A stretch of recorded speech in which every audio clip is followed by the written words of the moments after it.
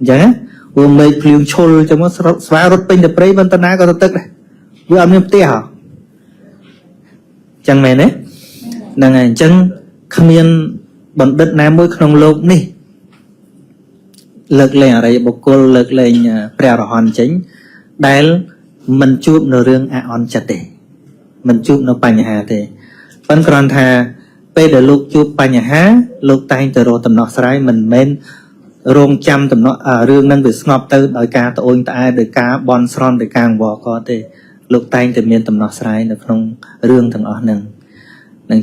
chân bạn hà riêng ấy để cả láng coi chỉ pe về lấy để lúc chìm ra bành nhà để chụp bành hàn tích bọt bị sót can đờ làm chẳng á chẳng bạn cái prao bịa là nè đầm miền ở positive thinking nâng tay từ khơi liệt nơi không pe để mà nút tiền lái tha chỉ cua thế đấy đôi sẽ cái tua con chân tua con American chứ mà Arnold đó sạch đông thôm không Arnold bây lời quạt không hạt quạt chẳng khai chỉ bodybuilder chẳng là bay bay bị phục lô hay thông minh quạt bị bà hồng mốc phong đừng sâu xa phong cái sao chấm o ở quạt ấy còn như bị bật thô bầm non bọc có cái giờ sao ở quạt ủa mà ai tê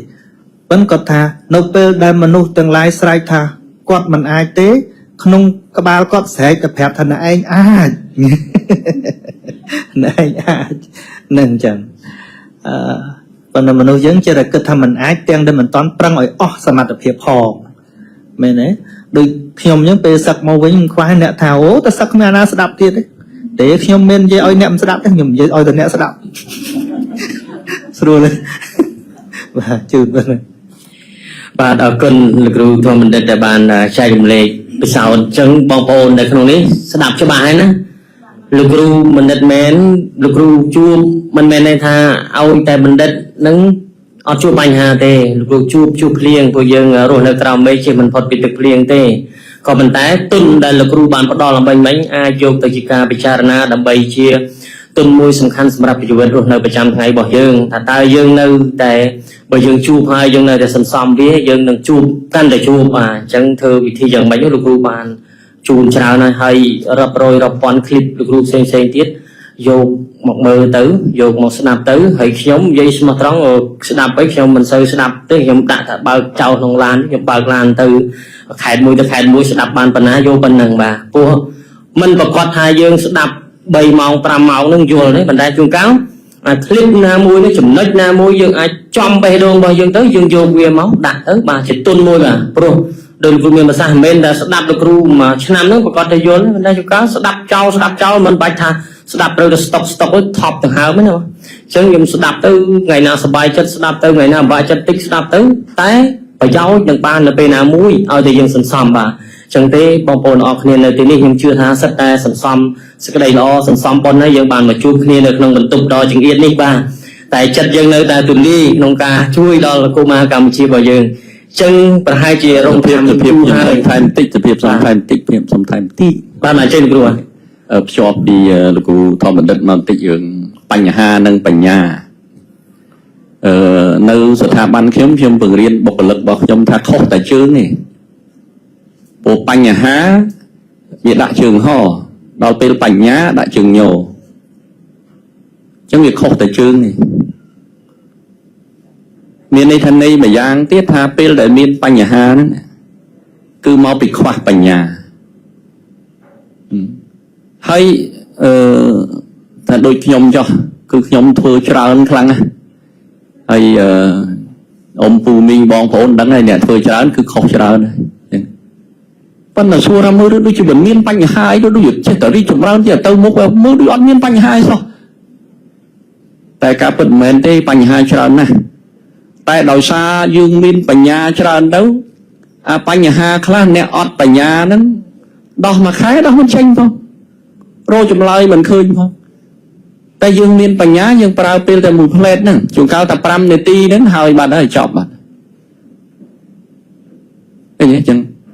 mà lo hỏi dương cùng trong miên tiện trong mùi thà cùng khai dương chua bánh hà thơ tử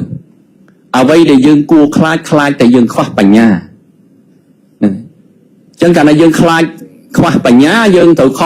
ខំរៀនសូត្រខំអភិវឌ្ឍខ្លួននៅពេលយើងខំរៀនសូត្រអភិវឌ្ឍខ្លួនពេលតែជួបយើងស្រ័យប្រពភ្លាមខ្ញុំឧទាហរណ៍ថាកម្មវិធីថ្ងៃនេះអញ្ចឹងក៏តាមឡានបដើអរុនគាត់ផ្ញើនឹងមកបដើអញ្ចឹងខ្ញុំត្រូវឆ្លើយឆ្លងជាមួយគាត់កែពាក្យពេចន៍នៅក្នុងកម្មវិធីហ្នឹងហើយនេះបើសិនជាយើងមិនមានបញ្ញានៅក្នុងការកែលម្អវាទេវាមិនដឹងតែក្នុងពាក្យពេចន៍នេះមិនដឹងថាមានខុសប្រមាណទេហើយអាខុសជាបញ្ហាប៉ុន្តែដល់ពេលយើងដឹងថាវាខុសយើងកែវាទៅអាបញ្ហានេះវាលុបបាត់វាសល់តែត្រូវមានន័យថាត្រូវដោយសារយើងមានបញ្ញាដឹងខុសដឹងត្រូវអញ្ចឹងដឹងតែខុសកែមកត្រូវហើយការពិតនៅក្នុងជីវិតជាក់ស្ដែងនៅក្នុងក្រុមគ្រួសារក៏ដោយនៅក្នុងស្ថាប័នក៏ដោយដូចខ្ញុំអីការកូនស្រីបានកូនប្រសាប្រុសមកនៅជាមួយអញ្ចឹងគ្រួសារធំជាងមុនថ្ងៃមុនការកូនប្រុសបានកូនប្រសាស្រីមកនៅជាមួយទៀតអញ្ចឹងកាន់តែធំជាងមុនទៀត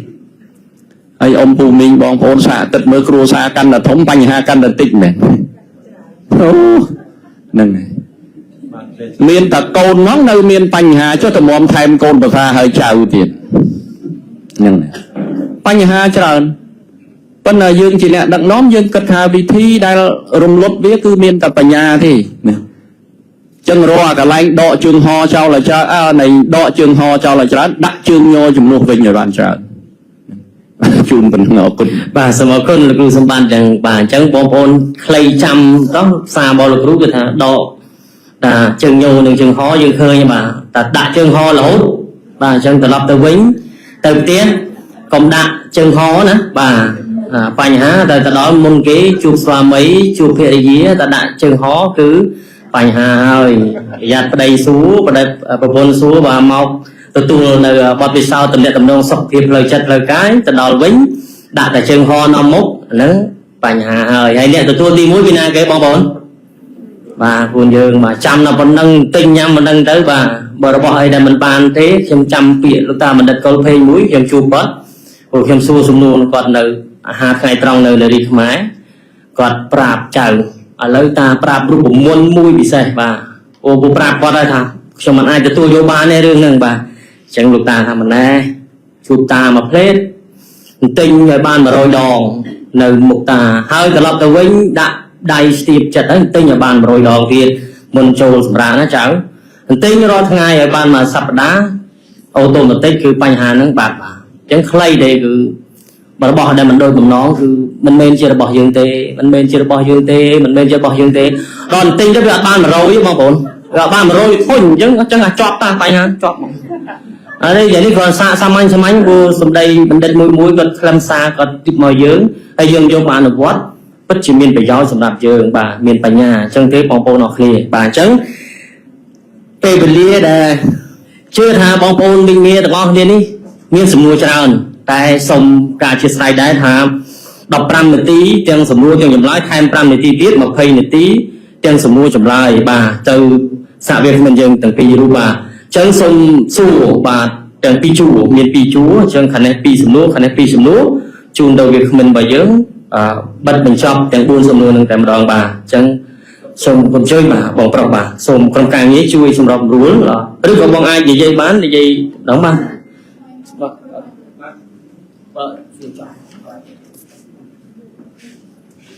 បាទជំរាបសួរលោកគ្រូទាំងពីរហើយពេលវេលាយើងខ្លីអញ្ចឹងខ្ញុំសូមសួរសំណួរតែម្ដងសំណួរទី1តើការផឹកសុរាយូរម្ដងតែមិនកំណត់មិនផឹកបង្កបញ្ហាដល់គ្រួសារមនុស្សជុំវិញខ្លួននិងសង្គមជាតិតើខុសដែរទេទី2ពេលចិត្តខឹងកើតឡើងមួយរំពេចតែចិត្តរលត់ដឹងបញ្ឈប់ចិត្តខឹងភ្លាមតើអកុសលវិបាកឬក៏បាបកើតឡើងដែរទេនៅពេលនោះពីសំណួរហ្នឹងគ្រូបាទឥឡូវបន្តពីសំណួរទៀតបណ្ដាទៀតបាទអបបងស្រីបាទបងស្រីមានជាច្រើនបាទស្រីទីទៀតបានខែទីទៀតបាទចាជាដំបូងខ្ញុំសូមគោរពដល់គុណព្រះរតនត្រ័យគុណពុទ្ធគុណព្រះធម៌និងគុណព្រះសង្ឃនិងសូមគោរពដល់លោកគ្រូសាសិជានិងលោកគ្រូសំសម្បត្តិហើយនិងអ៊ំស្រីទាំងពីរអ៊ំស្រីអ៊ំលក្ខណាហើយនិងអ៊ំស្រីចែមចា នេះខ្ញុំពិតជាសប្បាយចិត្តណាស់ក្នុងថ្ងៃនេះគឺថាហេតុបច្ច័យបានគ្រប់ហើយបានមកជួបលោកគ្រូសាសិជារយៈពេល5ឆ្នាំហើយដែលចាំផ្លូវលោកគ្រូនៅក្នុងខេត្តសៀមរាបនេះ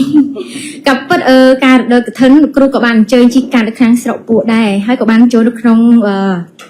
ភូមិតតូដែរក្នុងពេលហ្នឹងតែនេះខ្ញុំមានបើថាបច្ច័យមិនតាន់បានគ្រប់ក៏មិនបានជួបលោកគ្រូទៅហើយក្នុងថ្ងៃនេះក៏សូមនិយាយចេញពីក្នុងចិត្តគឺថាសូមគោរពស្រឡាញ់លោកគ្រូខ្លាំងមែនទែន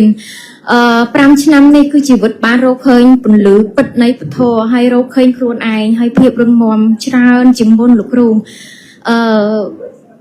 នៅពេលដែលជួបភ្លៀងនៅក្នុងជីវិត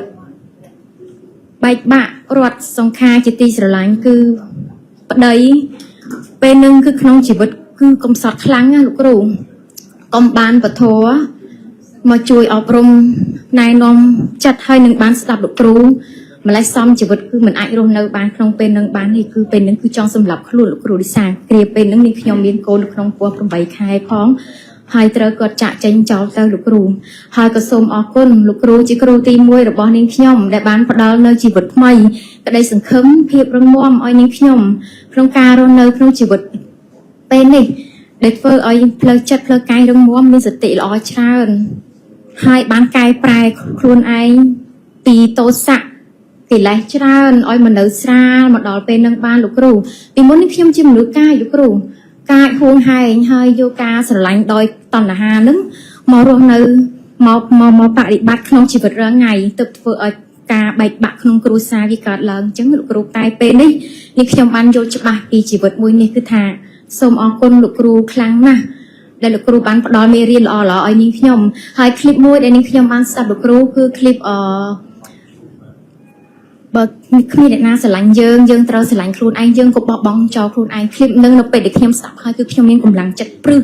ក្នុងការបន្តដំណើរជីវិតនាងខ្ញុំក្នុងការរស់នៅបច្ចុប្បន្នលោកគ្រូហើយការនឹងបើសិនជាសម្រាប់ខ្លួនមិនដឹងជាខ្ញុំ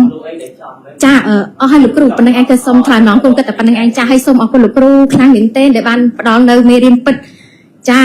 ដល់នាងខ្ញុំឲ្យការអប់រំខ្លួនឯងបានត្រឹមត្រូវក្នុងពេលនេះហើយក៏សូមបញ្ជាក់ប្រាប់ថានៅពេលដែលជីវិតរងទុក្ខគឺអត់បានញ៉ាំស្រាអស់សូម្បីតែមួយកំប៉ុងទេលោកគ្រូចិត្តលប់ហើយកាលណាដែលញ៉ាំស្រាទៀតគឺលប់កាន់តែច្រើនអត់បានជួយរំលែកទុក្ខទេអរគុណពធអរគុណលោកគ្រូសាស្ត្រជាដែលជាលោកគ្រូទី1ដែលបានផ្ដល់ចំណេះដឹងនិងភាពរឹងមាំឲ្យនាងខ្ញុំយកបប្រតិបត្តិក្នុងជីវិតរាល់ថ្ងៃនេះដោយការគិតត្រូវធ្វើត្រូវគ្រប់បែបយ៉ាងលោកគ្រូសូមអរគុណលោកគ្រូស្រឡាញ់លោកគ្រូជាទីបំផុតចាអរគុណច្រើនយើងគ្រូយើងទាំងឡាយបងប្អូនបានចែករួចហើយទាំងការដែលជួបទុកហើយដកទុកតាមរយៈការស្ដាប់ពធបានយល់បងស្រីបានផ្ដល់តម្លៃនៅក្នុងនឹងចែករំលែករួចហើយអញ្ចឹងសូមជំនួសបងនេះបាទលោកគ្រូប៉ែតចាយើងគ្រូប៉ែតបាទសូមសួរសំណួរឲ្យទៅបណ្ឌិតសួរថាចិត្តយើងខ្លាំងក្លាដល់ម្លឹងតើមានវិធីអីខ្លះដែលគ្រប់គ្រងចិត្តបានសូមអរគុណចិត្តដល់ខ្លាំងក្លាដល់ម្លឹងតើមានសិល្បៈវិធីសាស្ត្រអីដើម្បីគ្រប់គ្រងចិត្តបានចូលបីសំណួរអញ្ចឹងសូមមកសំណួរទៀតចាំបាទអូខេបងស្រីនៅមុខបាទចាំថែមឲ្យទៀតបាទយើងថែមសំណួរទៀតបាទតែឥឡូវសូមមកក្រោយខាងមុខបងស្រីបាទខ្ញុំជឿបងស្រីបាទចំសំណួរតាមនោះបាទចាយកឈរជាដំបូងសូមជម្រាបសួរដល់លោកគ្រូទាំងពីរខ្ញុំមានពេលឃើញលោកគ្រូនិយាយអំពីតកតននឹងអរិយធម៌ទាំង4ហើយខ្ញុំមានសំណួរតកតងខ្លួនឯងវាថាខ្ញុំពេលមានរឿងអីមួយណាគេអញ្ចឹងពេលគេប្រាប់ពីអសរងមកលើខ្ញុំអាពេលហ្នឹងខ្ញុំអត់មានចិត្តខឹងឬក៏អីទេយើងធម្មតាពួកអីយល់ថាមកពីគាត់អត់ដឹងអញ្ចឹងទៅបានជាគាត់អត់ប្រើការដោះស្រាយជាលក្ខណៈទូទៅប៉ុន្តែស្រាប់តែមួយរយៈក្រោយអាចថា4-5ថ្ងៃឬក៏មួយអាទិត្យក្រោយស្រាប់តែនៅលោកសុកចឹងទៅនឹកឃើញគេហើយមានចិត្តមួយខឹងហើយមិនមែនខឹងធម្មតាសំថាពេលខ្លះខឹងហើយចង់ជន់គេមកទៅហើយពេលខ្លះចង់ដល់ថ្នាក់ចង់ទៅថាធ្វើបាបឬក៏ស្លាប់គេទៀតតែអាហ្នឹងមកពីបញ្ហាអីឬក៏យើងខ្វះខាតកន្លែងណាបានជាអក្ខណៈចិត្តយើងទៅដល់ថ្នាក់នោះទាំងដែលពីដំបូងយើងអត់មានទាំងក្តីខឹងក្តីអីហងសំដួលខ្ញុំមានប៉ុណ្្នឹងឯងអរគុណអរគុណបងស្រីអញ្ចឹងអូប្រហែលជាសុំមកសំណួរទៀតបញ្ចប់តែម្ដងទៅដើម្បីពេលវេលារបស់យើងអញ្ចឹងសុំ5សំណួរម្ដងឲ្យបាន មានសំណួរអីទៀតយើងមានពេលបន្តែគាត់ថាមានពីណាមានសំណួរបងហ្មងតាមកម្មของគាត់យើងសូមឲ្យតែយើងតាមមកខ្ញុំបានតែជួបគ្នាយើងទៅបាទទៅសិលគ្រូក៏ដូចជាអង្គកម្មវិធីទាំងមូលតើតើនឹងសំណួរប្រហែលនឹងលោកគ្រូប៉ែតដែរគាត់ថារឿងរ៉ាវគឺកាត់ឡើងដោយចិត្តហ្នឹងណាបាទអញ្ចឹងខ្ញុំចង់ដឹងថានៅពេលអាលើចិត្តដើម្បីទៅគ្រប់គ្រងចិត្តហ្នឹងអានឹងគេហៅអីណាបាទហើយវាធ្វើការបែបណាហ្នឹងណាបាទពីព្រោះយើងថាប្របាក់ចិត្តបាក់ចិត្តហ្នឹងវាប្របាក់ចុះមិនដឹងថាធ្វើម៉េចឲ្យវាឈប់ប្របាក់យើងចង់ដឹងថាអាល្វីលើចិត្តហ្នឹងគឺជាស្អីគេណាហ្នឹងទី1ទី2ដូចស្ដាប់លោកគ្រូសំសម្បត្តិគាត់និយាយថាតកតនឹងបញ្ញាអញ្ចឹងខ្ញុំនៅដោយសារខ្ញុំខ្វះបញ្ញាបានសំបីតពាក្យបញ្ញាក៏អត់ទាន់យល់ថាតើនៅពេលដែលចូលដល់កម្រិតបញ្ញាហ្នឹងឯងទៅដល់អរិយសង្ឃបុគ្គលឬមួយថាត្រឹមបឋិជនយើងហ្នឹងគឺមានបញ្ញាដែរឬមួយយ៉ាងម៉េចនេះបាទតើតើចំណុចហ្នឹងហើយធ្វើការរបៀបបញ្ញាហ្នឹងធ្វើការបែបណានេះណាបាទសូមអរគុណបាទអរគុណច្រើនអរគុណអញ្ចឹងសូមកាត់បិទសំណួរបន្តិចដើម្បីកុំឲ្យវាខ្ញុំយើងភ្លេចសំណួរបងប្អូនអញ្ចឹងជួបបាទបងបញ្ចូលទៀតទៅបែរជា200សំណួរគាត់ណាសូមឆ្លើយតែ5សំណួរដែលសំខាន់ហ្នឹងបាទគឺលោកគ្រូចឹងសូមគោរពអញ្ជើញលោកគ្រូធម្មបណ្ឌិតមុនបាទសំណួរបងអូនទី1ថាផឹកស្រាម្ដងមួយកាលវាល្មិចដែរខុសអីខុសវាមាន2ទី1បើយើងគិតនៅក្នុងសង្គមវាអត់មានខុសអីទេច្បាប់ណាហ្នឹងច្បាប់សង្គមមិនមានខុសអីទេកុំឲ្យតែពេលបើកបរអីគឺផ្លុំទៅវាជីងកុំឲ្យទៅប្រព្រឹត្តអំពើហិង្សាអីផ្សេងទៅផឹកដេកទៅវាគ្មានស្អីទេច្បាប់ក្នុងសង្គមមិនមានបញ្ហាអីទេអានោះហ្នឹងប៉ុន្តែបើនៅក្នុងសិលតិចក៏ដោយម្ដងមួយកាលក៏ដោយឲ្យតែផឹកគឺប៉ះពាល់សិលហើយអញ្ចឹងណាបាទហើយមួយទៀតនៅពេលដែលចិត្តខឹងកើតឡើងហើយក៏មានការរលឹកដឹងថានេះជាចិត្តខឹងអញ្ចឹងហ្នឹងហើយនៅក្នុងចិត្តវាមាន4ជាតិវាមានកុសលជាតិអកុសលជាតិវិបាកជាតិនិងកិរិយាជាតិអញ្ចឹងនៅពេលដែលរលឹកដឹងឃើញទោសរបស់ចិត្តខឹងវាមានតែកុសលចិត្តទេដែលកើតឡើងទៅដឹងអញ្ចឹងចិត្តនឹងប្រកបដោយបញ្ញាទៀតហ្នឹងចឹងដូច្នេះគណៈចិត្តខឹងវាជាអកុសលក៏ប៉ុន្តែនៅពេលដែលឃើញទោសនៃការខឹងគឺជាកុសលហ្នឹងប៉ុណ្្នឹងឯងហើយសំណួរបន្តទៀតលោកគ្រូពេទ្យឯខាងក្រោយថាចិត្តខ្លាំងប៉ុណ្ណឹងមានអីសម្រាប់គ្រប់គ្រងចិត្តការដែលគ្រប់គ្រងចិត្តបានគឺទី1គឺត្រូវតែយល់ដំណើរចិត្តគឺទល់តែយល់ដឹងអំពីចិត្តហើយនៅពេលណាដែលយល់អំពីចិត្តហើយទៅសតិធ្វើការលើចិត្តនោះដូចជានៅក្នុងសតិប្បដ្ឋានវិបស្សនាចិត្តតានុបស្សនាហ្នឹងគឺស្គាល់ចិត្តកើតមុខមិនក៏ស្គាល់វាទាំងអស់បានគ្រប់គ្រងវាបានដូចយើងគ្រប់គ្រងចំនួនអញ្ចឹងណាបើយើងអត់ស្គាល់រឿងរ៉ាវក្នុងហ្នឹងទេយើងគ្រប់គ្រងអត់បានទេចិត្តដូចគ្នាបើមិនយើងមិនដឹងថាចិត្តកំពុងតែថ្នាក់ខឹងក្រោតនេះជាចិត្តអីផងកំពុងតែជាប់ជាពាក់ស្អិតនឹងជាចិត្តអីផងកំពុងចំណែននឹងជាចិត្តអីផងយើងស្គាល់វាអត់ច្បាស់ទៅគ្រប់គ្រងវាអត់បានវាគ្រប់គ្រងយើងវិញហើយនៅពេលណាដែលមនុស្សធ្វើតាមអំណាចចិត្តនឹងទៅធ្វើអំពើអាក្រក់អីផ្សេងឬក៏មួម៉ៅក្តៅកាហាយលំដងលំណាងអីផ្សេងមានន័យថារស់ក្នុងអំណាចចិត្តដែរហ្នឹងអញ្ចឹងបានមានពាក្យមួយព្រះអង្គត្រាស់ថាមនាភិក្ខុទាំងឡាយចូលកុំរស់ក្នុងអំណាចចិត្តចូលទុកចិត្តក្នុងអំណាចខ្លួនប៉ុន្តែបុគ្គលដែលអាចទុកចិត្តក្នុងអំណាចខ្លួនបានទី1គឺស្គាល់ដំណើររបស់ចិត្តច្បាស់ទី2គឺមានសតិនឹងជាគ្រឿងឃុំគ្រងអញ្ចឹងណាដូចជាមានពាក្យថាទោះចិត្តប្រកបដោយទោសៈក៏ដឹងច្បាស់ថាចិត្តប្រកបដោយទោសៈចិត្តប្រកបដោយរាគៈជាប់ជំពាក់ហ្នឹងក៏ដឹងច្បាស់ថាចិត្តប្រកបដោយរាគៈដោយសេចក្តីថាវាជាធម្មជាតិកើតពីបច្ច័យមិនមែនលើយើងទេប៉ុន្តែការច្រឡំរបស់ពុទ្ធជនហ្នឹងចេះតែយល់ថាខ្លួនយើងជាអ្នកប្រកែណាប្រកែយ៉ាងនេះប្រកែយ៉ាងនោះប៉ុន្តែពិតមិនដឹងថាធម៌ទាំងឡាយកើតពីបច្ច័យនឹងអញ្ចឹងត្រូវតែរៀនដោយយើងធ្វើពេទ្យនឹងរៀនយូរមុំតែចាក់ថ្នាំចូលនោះនឹងថាបតោកសរោមនឹងក៏ត្រូវរៀនដែរមែនទេវះកាត់នឹងក៏ត្រូវរៀនដែរអានឹងរូបធម៌ផងណាជាផ្នែករូបឯនោះរៀន ហើយចិត្តកពីធម្មជាតិល្អិតរឹតតែត្រូវរៀនអញ្ចឹងបាននៅក្នុងពុទ្ធសាសនានេះព្រះអង្គថាដូចមហាសមុទ្រអញ្ចឹងជ្រាលជ្រៅមិនមែនដូចយើងមើលពីក្រៅនឹងជាថាយើងចេះហើយពាក្យកម្មផលហ្នឹងនិយាយគ្រប់តែគ្រាបើគ្មានយល់អីទេអត់រៀនហ្នឹងហើយនៅជួនកាលធ្វើតែល្អបានល្អធ្វើអាក្រក់បានអាក្រក់ធ្វើបន់ញឹកជួបរឿងអីមិនស្រួលខឹងបន់ទៀតមិនយល់នឹងឯងបាទអញ្ចឹងឆ្លើយអញ្ចឹងបានប៉ុន្តែត្រូវរៀនដូចយើងចង់ទៅចិញ្ចឹមគោអត់ដឹងគោស៊ីអីតែចិញ្ចឹមគោបានទេអត់ទេកុំថាឡើងចិញ្ចឹមតែចរិតហ្នឹងអត់ដឹងចរិតស៊ីអីចិញ្ចឹមមិនបានទេហើយតែយើងចិញ្ចឹមយើងចង់អប់រំចិត្តអត់ដឹងចិត្តស៊ីអីផងដឹងចិត្តស៊ីអីដែរហ៎ដឹងចិត្តស៊ីអីហ្នឹងអត់ដឹងអាហារចិត្តហ្នឹងចិត្តវាទៅបរិភោគអារម្មណ៍ណាជា object អារម្មណ៍6នេះមានរូបសម្លេងក្លិនរសផតថាពៈដឹងទីតាំងរបស់ចិត្តវាកើតតាណាវាទៅតែដឹងដំណើររបស់វាណាតែបើខ្ញុំឆ្លើយសរុបបានថាដើម្បីអប់រំចិត្តបានទី1ត្រូវយល់ពីដំណើររបស់ចិត្តដោយការសិក្សារៀនសូត្រពីចិត្តទី2ត្រូវចម្រើនរឿយៗដោយការចម្រើនសតិរលឹកដឹងហ្នឹងហើយទៅជាបច្ច័យឲ្យកើតបញ្ញាហ្នឹងហើយហើយសំណួរបងអូនស្រីខាងនេះថាមានពេលថាឲ្យចឹងទៅមិនខឹងអីផង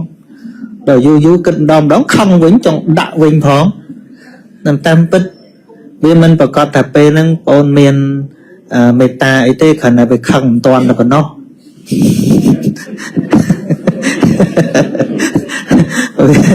វាមិនតាន់សមអាចិត្តខឹងនឹងគ្រប់ណាអញ្ចឹងបានព្រះអង្គសម្ដែងពីហេតុរបស់វាដែលនាំឲ្យកើតពីក្នុងចិត្តហ្នឹងវាកើតពីការចំណែនការស្អប់ការហួងហែងនិងការកំណាញ់ហ្នឹងវាកើតពីស្រឡាញ់ស្អប់អាស្រឡាញ់ស្អប់ហ្នឹងវាកើតពីការត្រេះរិះអញ្ចឹងដែលវាអត់អីផងមកដេកគិតមកពីការត្រេះរិះឃើញទេត្រេះរិះមិនវាថាអញចឹងឃើញទេវាមានគេវាមានអញប៉ុន្តែបើមានសតិប្បដ្ឋានបដិបត្តិវាអត់មានគេមានអញទេបើថាចិត្តលឺវាមានតែត្រឹមចិត្តលឺហើយរលត់ទេបាទអត់មានគេនៅក្នុងហ្នឹងទេគ្មានអ្នកថាណាហោះចូលទៅជាយើងភ្លុកអត់ដូចនិយាយពីពាក្យសម្ដីរបស់អ្នកដទៃខ្យល់សុទ្ធមែនទេខ្យល់សុទ្ធបើដូចនំប៉័ងហ្នឹងបានចូលក្នុងពោះខ្លះហើយបើនិយាយត្រឹមតែពាក្យគេខ្យល់សុទ្ធហ្នឹងហើយអញ្ចឹងបាននៅក្នុងសតិប្បដ្ឋានវិបស្សនាហ្នឹងគឺរលឹកដឹងអាទ្វារ6ហ្នឹងមនុស្សដែលអស្ចារ្យបំផុតក្នុងโลกហ្នឹងព្រះអង្គសម្ដែងក្នុងគាថាមួយព្រះអង្គសួរថាកੰសអភិតបតីរាជាតើបុគ្គលដូចម្ដេចដែលឈ្មោះថាបរិជាធំជាងគេមានន័យថាជាបុគ្គលដ៏អស្ចារ្យជាងគេក្នុងโลกធំជាងគេក្នុងโลกហើយ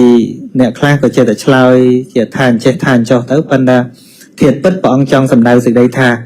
ឆាត់ទ្វារាធិបតីរាជាបុគ្គលដែលជាអធិបតីធំលើទ្វារទាំង6បានទៅជាបុគ្គលធំមានន័យថា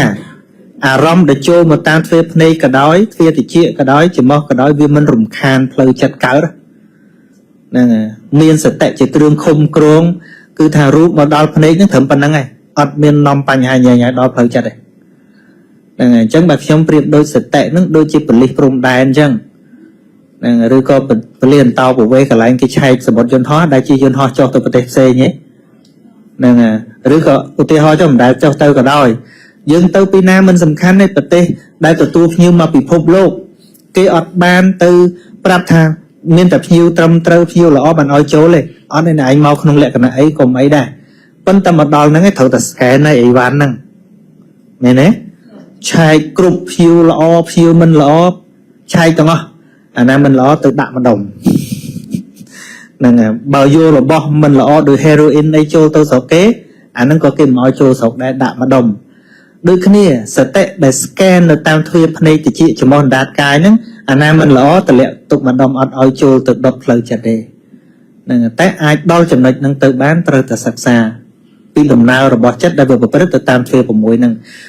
ព្រោះការកើតទុកទាំងអស់សុខទុកទាំងអស់អត់មានសុខទុកណាចូលទៅដល់ផ្លូវចិត្តយើងក្រៅពីទ្វារភ្នែកទៅឃើញតិចឮច្រមុះធំក្លិនរសជាតិតាមអណ្ដាតហើយនឹងកាយដែលដឹងផុតថាពៈហ្នឹងហើយនឹងតាមការគិតតាមមโนទ្វារនោះឯងនឹងហើយពុទ្ធ ឲ្យយើងគ្រប់គ្រងនោះអត់មានក៏គ្រប់គ្រងរឿងខាងក្រៅទេគ្រប់គ្រងខាងក្នុងនេះកាលណាចិត្តគ្រប់គ្រងបានល្អហើយសេចក្តីសុខនឹងមានដោយពាក្យព្រះអង្គថាចិត្តតាំងគុតតាំងសុខាវហੰគ្រប់គ្រងចិត្តបាននាំមកនូវសេចក្តីសុខចិត្តតាំងតន់តាំងសុខាវហੰទូនមានចិត្តឲ្យចិត្តនឹងស្ដាប់បង្គាប់យើងវិញយើងមិនមែននៅក្នុងអំណាចចិត្តទេឲ្យចិត្តនឹងវាស្ដាប់បង្គាប់យើងវិញរស់នៅដោយសេចក្តីសុខអញ្ចឹងបានធัวទាំងឡាយនៅក្នុងโลกនេះព្រះអង្គនិយាយទៅមានតែ6គឺភ្នែកតិចច្រមុះអណ្ដាតកាយចិត្តជាដែនកំណត់ដែលយើងអាចគ្រប់គ្រងបានរីឯមាត់អ្នកដតីគំនិតអ្នកដតីការលើកឡើងរបស់អ្នកដតីវាហួសព្រំដែនដែលយើងគ្រប់គ្រងបានប្រៀបដូចជាប៉ូលីសអន្តោប្រវេសន៍នៅប្រទេសមួយគឺអាចត្រួតពិនិត្យតែនរណាដែលចូលមកក្នុងប្រទេសទេមិនអាចទៅត្រួតពិនិត្យនៅក្នុងប្រទេសអ្នកដតីទេណាយើងធ្វើការទៅក្នុងប្រទេសយើងចឹងរាងកាយរបស់យើងជានគរមួយហៅថានគរកាយនគរកាយហ្នឹងមានទ្វារ9ខាងលើនេះ7ខាងក្រោម2ទៀតហ្នឹងហើយនឹងមានស្ដេចមួយគ្រប់គ្រងហៅថាប្របាទចិត្តរាជចិត្តយើងហ្នឹងហើយមានមន្ត្រី52នាក់ចែកជា3បាក់ក្នុងហ្នឹងដែលហៅថាចេតសិកមានអញ្ញសមានាចេតសិក13អកុសលចេតសិក14សោបនៈចេតសិក25ណាសោបនៈចេតសិកហ្នឹងប្រៀបដូចជាមន្ត្រីបកល្អអកុសលចេតសិក14ប្រៀបដូចជាមន្ត្រីបកខូចហើយអញ្ញសមានាចេតសិក13ដូចមន្ត្រីដែលយ៉េះដូចជាសុកកឺសៅកឺអាណាខ្លាំងចូលអាហ្នឹងអញ្ចឹងហ្នឹងហើយស្ដាច់ហ្នឹងអញ្ចឹងឯងបើស្ដាប់ការញុះញង់របស់មន្ត្រីអាក្រក់ប្រកាសជាកាត់ក្តីខុសហើយនឹងសម្រាប់ការងារខុសហើយបើមានមន្ត្រីល្អច្រើននៅជុំវិញប្រកាសជាធ្វើការងារបានល្អនេះក្នុងនគរកាយតិចទៅសម័យណានោះហ្នឹងហើយនេះខ្ញុំនិយាយពីនគរកាយក្នុងនគរកាយយើងហ្នឹងយើងកុំថាខ្ញុំមិនមែនអ្នកគ្រប់គ្រងអីផងទេម្នាក់ស្ដាច់ដែលមានចិត្តដូចជាស្ដាច់តែគ្រប់គ្រងកាយហ្នឹងឲ្យបានល្អហ្នឹងហើយបើគ្រប់គ្រងបានល្អវាកើតទុកនឹងឯងហ្នឹងហើយអស់ហើយណាមួយទៀតឯណោះបាទរឿងមានស្អីដែលគ្រប់គ្រងហ្នឹងដូចជាឆ្លើយខាងមុនហ្នឹងហើយគឺត្រូវតែហ្នឹងបាទហ្នឹងហើយគឺបាទឆ្លើយហើយតាឆ្លើយជូនហើយបងប្រុសនៅគ្រប់នៅចម្លើយទទួលបានទេបងប្រុសសំណួរក្រោយគេមិញនៅថែមបន្តិចទៀតណាទៅលោកគ្រូមានទៅលោកគ្រូសម្បត្តិមកបាទនៅបញ្ញាបាទការពិតមិញពាក្យបញ្ញាហ្នឹងលោកគ្រូធម្មបណ្ឌិតបកស្រាយច្បាស់ជាបញ្ញាចេះអ៊ំពូមីងបងប្អូនអាចឃើញវាគ្មិនលោកគ្រូធម្មបណ្ឌិតកាន់ស្ដាំនិយាយណាទៅពេលខ្ញុំនេះកាន់ឆ្វេងនិយាយមានន័យថាលោកគ្រូប្រើដៃស្ដាំខ្ញុំប្រើដៃឆ្វេងប៉ុន្តែខ្ញុំនេះក៏កាលពីនៅពីតូចអ៊ំគាត់ចេះតែបខំថាឆ្វេងកងៅហ្នឹងហើយដៃរហូតដល់ថាលែងហ៊ានកាន់បិចដៃឆ្វេងមកកាន់ដៃស្ដាំទៅសេអញ្ចឹងរាល់ថ្ងៃប្រើដៃស្ដាំនឹងបាន2ទី1ហូបបាយទី2កាន់បិចទៅសេក្រៅពីនឹងឆ្វេងទាំងអស់ដោយសារធម្មជាតិឆ្វេងប៉ុន្តែសួរថាចុះមិនបានជាធម្មជាតិនឹងមានប្រើស្ដាំប្រើឆ្វេងក្នុងโลกនេះអ្នកប្រើឆ្វេងមានប្រហែលតែ12%ទេ100អ្នកមានតែ12អ្នក88អ្នកទៀតប្រើស្ដាំមានយូរមានមួយប្រើឆ្វេងក៏បានត្រាំក៏បានហ្នឹងប៉ុន្តែងាយជួបទេតិច1000អ្នកមានម្នាក់2នាក់អីចឹងទៅហើយដល់ពេលលោកគ្រូសួររឿងអាចលោកគ្រូពេទ្យមួយសួរចិត្តខ្លាំងលោកគ្រូពេទ្យមួយទៀតសួររឿងបញ្ញាណាបងអូនសួររឿងបញ្ញាអញ្ចឹងបាទសួររឿងបញ្ញាអញ្ចឹងខ្ញុំសូមឆ្លើយក្តោបគ្នាហ្មងហ្នឹងការពិតពាក្យថាចិត្តខ្លាំងមានន័យខុសបើវាខ្លាំងរឿងត្រូវកាន់តែល្អដែរគេបន់ឲ្យតែខ្លាំងហ្នឹងបាទឧទាហរណ៍ថាមិញលោកគ្រូលើករឿងកុសលអកុសលបើវាខ្លាំងខាងកុសលបន់ឲ្យវាខ្លាំងទៅប្រឹងថែមទៀតទៅព្រឹកតែខ្លាំងរត់តែល្អតាតែបើខ្លាំងនឹងអកុសលអត់ទេដកចេញហ្នឹងមិនត្រឹមតែងាប់ទេតែខ្លួនឯងងាប់ដែរខ្លាំងតែងាប់ខ្លួនឯងហ្នឹងអញ្ចឹងប្រហែលជាលោកគ្រូសំដៅលើខ្មែរយើងឲ្យតែពាក្យចិត្តខ្លាំងតែយើងសំដៅលើឆេវឆាវហ្នឹងហើយបាទឆេវឆាវឆាប់ខឹងហ្នឹងហើយប្រើហិង្សាអញ្ចឹងគាត់ថាលោកគ្រូចេះបណ្ណាក៏ដោយវានៅតែមានរឿងដែលយើងមិនចេះនឹងច្រើន ហើយនៅពេលដែលយើងខឹងហ្នឹងអាចថាទី1ខឹងមកពីយើងមិនចេះទី2ខឹងមកពីយើងមិនយល់ហ្នឹងមិនយល់ពីគេហើយបងអូនដែលសួររឿងបញ្ញាបងណាអ្នកសួររឿងតួបញ្ញាអាការយល់ហ្នឹងការពិតនៅក្នុងទី1ឯងនៅកន្លែងបញ្ញាលោកគ្រូហ្នឹងហេព្រោះដែលអ៊ំពូមីងអាចនេះពេលយើងទៅរៀនរឿងអថង្គកមៈសិលសមាធិបញ្ញាអញ្ចឹងបញ្ញាពីរចឹងមានន័យថាទី1គឺយល់ហើយទី2គិតហ្នឹងអញ្ចឹងបើសិនជាវាឆេវឆាវធ្វើអីទៅពីហ្នឹងមានន័យថាមកពីយល់វាខុសគិតវាខុសហើយបើសិនជាយើងយល់ត្រូវគិតត្រូវវាអូខេហើយបើសិនជាបងប្រុសសួរrằngបញ្ញាហ្នឹងវាបោះសិតតែបោះព្រះឬបោះអ្នកដែល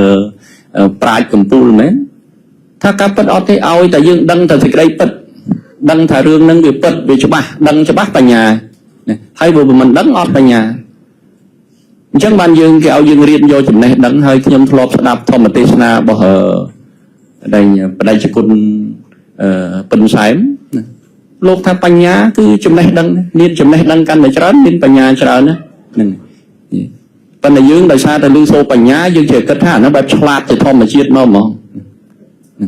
អូមនុស្សហ្នឹងកើតប្រាច់មកឆ្លាតមកអត់មាននៅមកអាណាសោះក៏ឆ្លាតដែរអត់ទេហ្នឹងរៀនច្រើនបានមានបញ្ញាច្រើនស្វែងយល់ច្រើនបានមានបញ្ញាច្រើនដូចលោកគ្រូធម្មបណ្ឌិតចឹងណាបើយើងនិយាយពីរៀននោះមិនដឹងថាជ្រុំយ៉ាងណាទេរហូតដល់ស្អីក៏នឹកឃើញមកចេញបាលីផងសង្ស្ក្រឹតផងបកស្រាយមកជាភាសាខ្មែរផងមានឥឡូវទៅជាភាសាអង់គ្លេសទៀតហើយយើងនេះគ្រាន់តែនិយាយតែភាសាខ្មែរយើងហ្នឹងមិនចឹងពិបាកយល់ទៀតឧទាហរណ៍ឥឡូវខ្ញុំសូមបញ្ចប់ត្រឹមពាក្យចិត្តចុះហ្នឹងការពិតចិត្តប្រហែលជាយើងមានពេលខ្លះយើងលឺសូរចិត្តយើងទៅពិបាកយល់តែន័យមួយទៀតដែលមានន័យដូចនឹងចិត្តគឺគំនិតហ្នឹងហើយអញ្ចឹងបានខ្មែរយើងពេលខ្លះលោកខ្លាចច្រឡំលោកប្រើពាក្យថាចិត្តគំនិតហ្នឹងអញ្ចឹងបើលោកគ្រូថាចិត្តលោកគ្រូអាចថាគំនិតបានតាហ្នឹងហើយព្រោះចិត្តគំនិតហ្នឹងន័យដូចតែគ្នានឹងតែមួយហ្នឹងបាទគ្រាន់តែប្រហែលជាចិត្តអាចថាបាលីទៅឲ្យគំនិតខ្មែរយើងហ្នឹងគ្រូហ្នឹងប៉ុន្តែការពិតន័យតែមួយតាអញ្ចឹងយើងឧទាហរណ៍ថាខ្លាំងឬខ្សោយវាស៊ីសងលើគំនិតរបស់យើងតាហ្នឹងហើយធ្វើគំនិតបានមកពីណាគំនិតមកបានពីការរៀនសូត្រណាបានមកពីការរៀនសូត្រសន្សំអីបាននឹងយើងឧទាហរណ៍ថាយើងសន្សំតែចំណេះដឹងល្អគំនិតយើងទៅតែផ្លូវល្អតែដល់ទៅពេលយើងដែលទៅសន្សំទៅរឿងអាក្រក់ខ្សែគប់ទៅរឿងអាក្រក់មកមានតែគំនិតអាក្រក់ឃើញហើយគំនិតអាក្រក់អ្នកខ្លះថាគំនិតអាក្រក់ខ្លះចិត្តអាក្រក់កាពិតចិត្តអាក្រក់និងគំនិតអាក្រក់ទៅមួយហើយគំនិតល្អចិត្តល្អទៅមួយហ្នឹងអញ្ចឹងគ្រាន់តែឲ្យដែលលោកគ្រូដែលជាម្ចាស់សំណួរយល់បន្ថែមប៉ុណ្ណឹងបាទសូមអរគុណបាទសូមអរគុណលោកគ្រូទាំងពីរដែលបានចែករំលែកនៅបទពិសោធន៍ក៏ដូចជាឆ្លើយទាំងសំណួរបើជាបងទាំងអស់គ្នាបានទទួលនៅសំណួរហ្នឹងហើយអញ្ចឹងខ្ញុំសង5នាទីចុងក្រោយមិនមែនជាសំណួរគឺជាការបញ្ចប់របស់លោកគ្រូទាំងពីរជាអនុសាសន៍នៃការផ្ដល់ដោយដែលលោកគ្រូទាំងពីរបានឃើញហើយថានៅក្នុងសង្គមបច្ចុប្បន្នយើងមានការផ្សាយមាន channel ផ្ទាល់ខ្លួនអ្នកខ្លះគាត់ដល់យើងបើកមកគឺថាសំឡេងគេហៅថាក្តៅក្រហាយគឺចូលពេញនៅបណ្ដាញសង្គមនឹងបាទដូច្នេះហើយគឺថាជាពេញនិយមណាស់បាទបើកឡើងមកគឺមិនមែនសម្បូររឿងទេសនារឿងធម្មទានសម្បូរបែបឲ្យយើងព្រោះទេគឺភាគច្រើនដែលយើងក៏លេខឃើញទិដ្ឋភាពនៃសង្គមបច្ចុប្បន្នហើយអានឹងវាមិនមែនប៉ះតែនៅក្នុងបងប្អូនដែលចាស់ទុំនេះទេក្មេងៗដែលមាន iPhone ដែល smartphone ហ្នឹងគឺទី1ឲ្យបានឃើញហើយអ្នកក្មេងៗខ្លះក៏យកអានឹងមកធ្វើជាឧទាហរណ៍បាទជាមួយនឹងបងប្អូនមិត្តភ័ក្តិដល់ឪពុកម្ដាយទៀតដូច្នេះតើអនុសាសន៍អ្វីដែលលោកគ្រូនឹងផ្ដាំផ្ញើនៅក្នុងវេទិកានេះនៅក្នុងសិក្ខាសាលានៅក្នុងពេលរសៀលនេះជូនទៅដល់សាធារណជនដែលមិនបានស្ដាប់បានមកទទួលយកហ្នឹងអញ្ចឹងក៏សូមជូនទៅលោកគ្រូទាំងពីរបាទជាពិសេសលោកគ្រូធម្មបណ្ឌិតសានជានិងលោកគ្រូសំសម្បត្តិផ្ដល់ជាអនុសាសន៍ខ្លីផ្ញើសារអ្នកដែលមិនបានមកស្ដាប់នៅទីនេះប្រសិនបើកលេចមើលអ្នកស្ដាប់ទីនេះយល់ទេបងប្អូនអរគ្នាយល់ខ្លះណាបើយល់ខ្លះនៅខ្លះត្រឡប់ទៅវិញបន្ថែមទៀតបានអត់បាទបន្ថែមបាទដឹងថាអាចខ្លឹងបានថាទឹកមុខនិងស្នាមញញឹម ក្នុងចិត្តបងប្អូនអរគ្នាខ្ញុំអាចផ្លឹងបានតាមបទពិសោធន៍ថាមានសំណួរច្រើនរាប់សិបសំណួរទៀតចង់សួរលោកគ្រូចង់ឆ្ងល់ចង់បង្ហាញបាទចឹងយ៉ាងណាមិញគឺអានឹងសិតតែចិត្តដែរធ្វើម៉េចឲ្យទីបញ្ជាការដ្ឋាននៃចិត្តរបស់យើងនេះគឺថាម៉ោងប៉ុណ្ណឹងយើងគ្រប់ប៉ុណ្ណឹងសិនចាំទៅដល់ទៀតថែមទៀតបងប្អូនណាបាទថែមទៀតចោះដល់ថែមទៀតចឹងទេពេលវេលានេះប្រគល់ជូនទៅលោកគ្រូទាំងអស់6នាទី3នាទីម្នាក់សម្រាប់បណ្ដាំផ្ញើនឹងអនុសាសន៍ល្អៗបាទសូមក្រុមជើញគ្រូបាទ សូមមុនលោកគ្រូធម្មបណ្ឌិតដើម្បីទុកឲ្យលោកគ្រូថ្លែងឲ្យបិទតែម្ដងហ្នឹងនិយាយទៅគឺនៅក្នុងពិភពលោកយើងនេះអាចមានគ្រោះថ្នាក់គេហៅថាគ្រោះថ្នាក់ផ្លិចអក្សរហើយនឹងមិនចេះអក្សរឥឡូវនេះអាគ្រោះមិនចេះអក្សរហ្នឹងមិនជាបញ្ហាធំទេប៉ុន្តែបញ្ហាផ្លិចចេះហើយផ្លិចបាត់ ដោយសារអីក៏ដោយសារយើងអត់បានជ្រើសរើសយកការអានមកជាមូលដ្ឋានសំខាន់ទេយើងចេះតែរើសយកអូហ្នឹងហើយបើមិនជាយើងគិតថាអ្នកដែលតម្រាំខ្លាយមកជាបណ្ឌិតដោយលោកគ្រូអញ្ចឹងគឺពឹងអង្គ4សំខាន់យើងហៅថាសុជិពលិអង្គ4សំខាន់ ប៉ុន្តែយើងរាល់ថ្ងៃនេះយើងឃើញថាឲ្យតែយើងទៅបណ្ដាញសង្គមជាទូទៅគឺយើងនៅតែមួយទេគិតតែពីស្ដាប់ហើយមិញសូម្បីតែបងអូនសុភាពអ្នកសម្របសម្រួលក៏នៅតែស្ដាប់តែបានតែសក់ចេះដឹងថាអត់ទេជួនកាល5ម៉ោងហ្នឹងដែលនេះផងបើដែលលឺតាណាទៅតានឹងណាអត់ទៅអញ្ចឹងមានន័យថាបានតែសក់ទេហ្នឹងចេះបុលិហ្នឹងអត់ទេ បាត់3បាត់សំទោសមែនថាបងអូនណាហ្នឹងប៉ុន្តែដើម្បីឲ្យយើងមានប្រាជ្ញាដែលអាចអប់រំទាំងកាយទាំងចិត្តបានហើយពេលខ្លះយើងគិតថាប្រហែលជាអប់រំដល់ផ្លូវចិត្តបានដែរតែកាយក៏ត្រូវអប់រំដែរកាយក៏ត្រូវអប់រំដែរអញ្ចឹងយើងមើលអង្គទាំង4ហ្នឹងដែលតើតួសំខាន់ហើយបើមិនជាយើងនៅតែពឹងតែរឿងអូសហ្នឹងគឺថា យើងភាកច្រើនធ្វើបានតែមួយអត់អា3ទៀតហើយអា3ហ្នឹងបើគិតទៅអាទី4ដែលការកត់ត្រាការសរសេរការអីហ្នឹងអាការមើលការទន្ទិញអីឲ្យចាំអានឹងសំខាន់ជាងអីទៀតសំខាន់ជាងអីអញ្ចឹងមកមកតែខ្ញុំមកអញ្ចឹងគឺខ្ញុំទៅត្រូវលិះហ្នឹងពួកអត់អាងបានទេលោកគ្រូនិយាយប៉ុណ្ណឹងមិនគ្មានអីពិបាកចាំចេញទៅផ្លេចអត់លិះហ្នឹង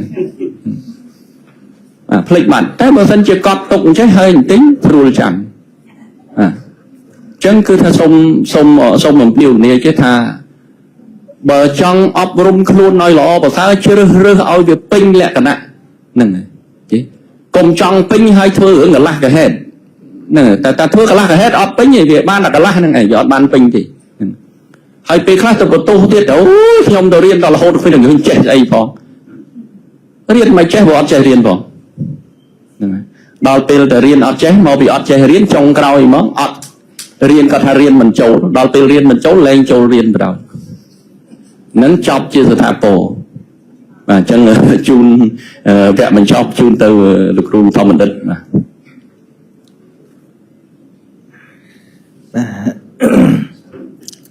បាទ ជាកិច្ចចុងក្រោយសម្រាប់ថ្ងៃហ្នឹង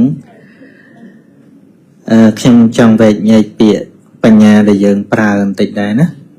ព្រោះបញ្ញាបើយើងយកតាមន័យដើមរបស់ពុទ្ធតែព្រះអង្គប្រើគឺយើងប្រើសម្រាប់តែសោបនធម៌ទេគឺជាបញ្ញាដែលកើតនៅក្នុងសោបនចិត្តបញ្ញាអត់មានអាក្រក់ទេណាហ្នឹងហើយកើតទៅក្នុងកុសលវិបាកកិរិយាហើយយើងប្រើក្នុងសង្គមអ្នកខ្លះឆ្លាតធ្វើរឿងអាក្រក់យើងហៅថាមានបញ្ញាដែរមិនមែនទេណាឆ្លាតធ្វើអំពើអាក្រក់ហ្នឹងព្រះអង្គមិនហៅបញ្ញាទេណាជាលក្ខណៈមនសិការៈបកែដូចអ្នកធ្វើអាវុធធ្វើប្រើអបាយកលបោកប្រាស់ហ្នឹងក៏ឆ្លាតដែរណាឆ្លាតដែរប៉ុន្តែឆ្លាតរបៀបហ្នឹងមិនមែនជាការឆ្លាតដែលជាលក្ខណៈបញ្ញវន្តទេពាក្យថាបញ្ញវន្តប្រែថាម៉េចបងប្អូនដឹងទេបញ្ញវន្តបញ្ញានិងវន្តៈកន្លែងហ្នឹងប្រែថាមាន អ្នកមានបញ្ញាដែលព្រះអង្គហៅតែមនុស្សដែលមានភាពស្អាតបរិសុទ្ធ